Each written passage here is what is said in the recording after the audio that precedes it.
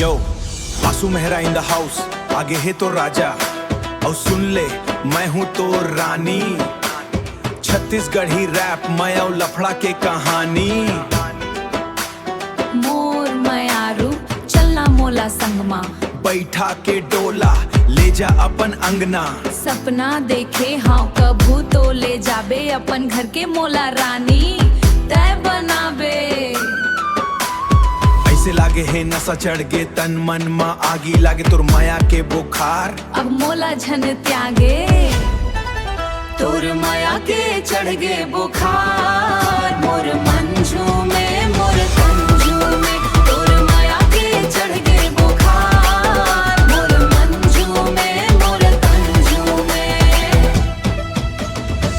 सुन ले रानी तोला ले जाऊं एक दिन मैं दुल्हन बना के तोर बिना हाउ मैं खिन।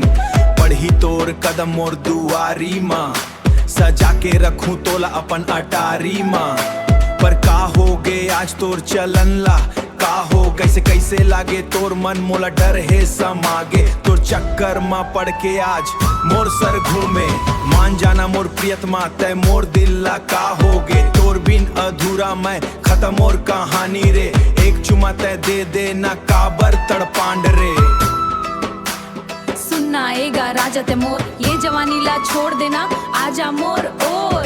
एक चुम्मा ते दे देना काबर तरसावत है। तोर चुम्मा के चक्कर माँ हो जाही बांड रे। 9 महीना के लफड़ा बाद माँ पछतावे। रैप करे आंसू मेहरा खतरा झन मोला उकसावे। जाने हाँ तोर सबो दिलदारी पूरा के पूरा तलवारी रे। अब तो नहीं है भारी होशियारी रे। ऐसे लागे रे नशा चढ़ गे तन मन मागे भड़के। टेंशन झनले पगली तोर माया के चढ़ गे